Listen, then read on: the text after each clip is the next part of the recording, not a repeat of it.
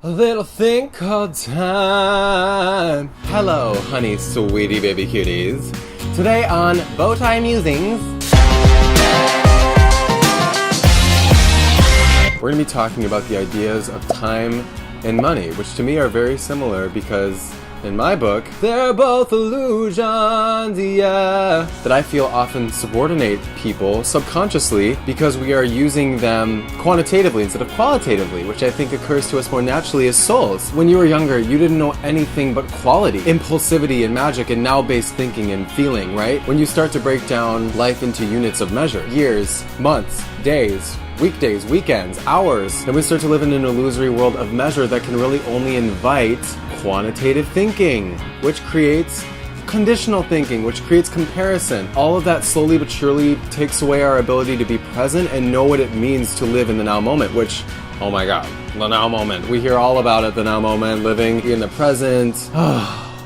It gets tiresome, honey, because unless we truly energetically become these things and stop using words, which ironically I'm using words to describe what I am right now. It's the dichotomy, right? Using words, which right now at this time in our evolution, I feel as a race, as humanity, words are very important because they carry resonances of realities, but they're not the realities themselves, which is very important to note. So when I'm speaking about things that are unspeakable, I do it with sort of a grain of salt and a tongue-in-cheek sort of way because the etymology is what leads back to reality, but they're not the reality itself. They're like those placeholders on your desktop that say like something .docx with a little arrow on it, and you know when you click on it, it's gonna go to the source file.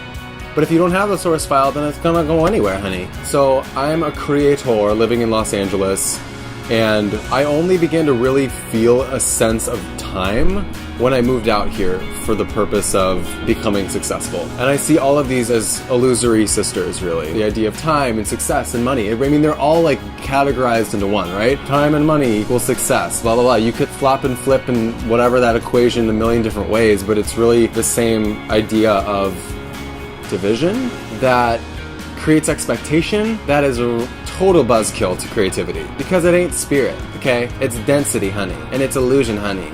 And spirit is not illusion, honey. Spirit is truth, honey. When I moved to LA, I carried with me this sense of magic that I really felt like, okay, this is the wind at my back to do anything that I want out here. It's the momentum in my sails, my silver ship. Then I started to look around and see the way that the world was operating because honestly, my childhood was a utopia. My parents, I wouldn't say that they coddled my brother Reed and I, but they definitely like created an atmosphere for us that allowed us to be magical all the time. Like I could write novels, screenplays, I could shoot films with my friends. I shot an entire feature in high school with my friends, with cranes and dollies, and I was able to edit it on a 16-inch Mac, you know, that my parents very fortunately provided me. And I really didn't think the rest of the world operated differently than that. I really didn't. I thought that when you're born into this world, you're entitled to magic and all of the resources needed to create that magic. That's just what I felt. What I knew to be true about the world that I see still. But slowly but surely, that sense of magic and complacency, when I emerged from that residency,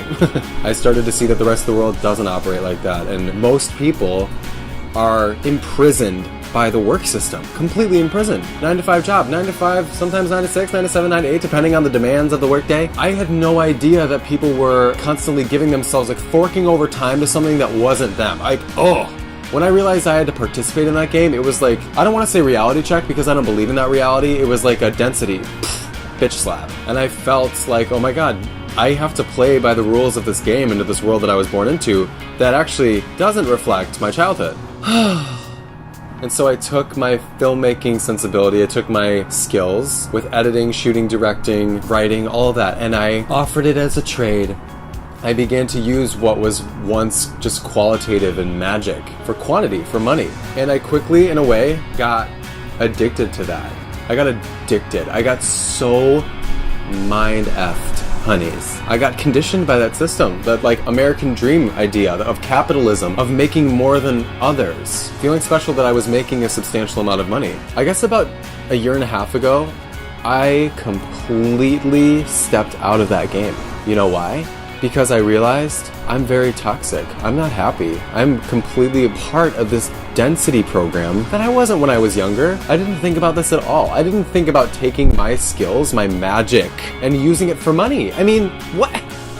honey, that's whoring, honey. And I ain't a whore. I didn't mean any judgment with that. I'm just saying I don't want to play this game anymore because it isn't me. It doesn't reflect me at all. And you know what? If I'm purporting to believe all of these things that I do, which I do, I don't believe in money, I don't believe in time, I don't believe in those things, then why am I acting like I do? Who am I serving through that?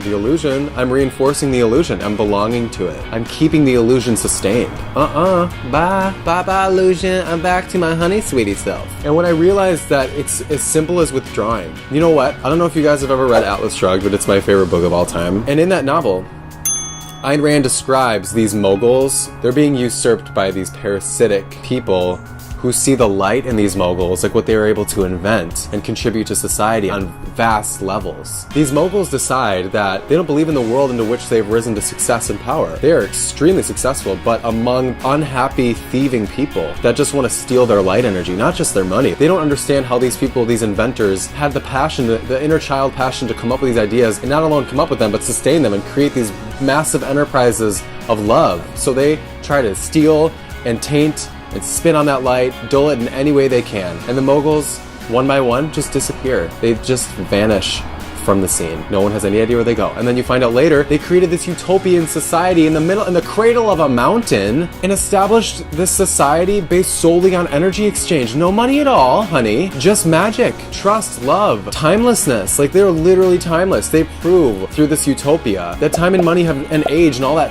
crap have no factoring into a utopia. They don't belong. They're illusions. They can only make you unhappy. Think of how many people are obsessed with their age. They hate the idea of becoming another number, as in, like, I'm 26 right now, and then I'll suddenly be 27 when I turn it on July 16th, and then I should just grieve that or ignore it. What the hell? This is your cycle, this is your body, your life, your journey. You're judging the chapters of it? Honey, it makes me so sad. If one is ashamed of their age, it means they don't understand who they are. They don't know that they're timeless. They don't know what magic means. You're a soul playing a part. You know how many lives you've had? Do you know how many experiences you've had where you've aged? That's part of the illusion, honey. That's part of the dichotomy. We're timeless beings living in a seemingly time-based cyclical world, but that's the illusion we have to resonate out of. So as long as we belong to that mindset, we're prisoners of it. And is it making anyone happy? No. If you are on the highest peak, if you've won that game, or if you've lost that game, you're still part of the game, and you're still unhappy. So why don't we just get out of the game, say, no, honey, unplug from the matrix for a second. Realize that all of this is propaganda to keep us sequestered into fear. It's that simple. One day, I just decided, I'm not going to do this anymore. And you know what? I quit so many of my jobs. I still do work, but I only work for things that I truly believe in, because there is a way, I feel, to play this game of making money. Sure, we need to survive. This is part of the game that has been set up for us. And in some ways, I think it's important to play along while still belonging to a new world where that's not even real. Hold fast to that world that you see. I'm already living in that resonance of that world while still playing the game and making money, because I'm living here. I'm incarnate. I'm here for a reason. I want to undo these systems. So in order to undo the system, I'm going to play by the rules a little bit, but I got my plans, I got my plans. Once I got that money, I'm going to undo the money once I got the money. You know what I mean? Really though, I'm so passionate about this. I feel that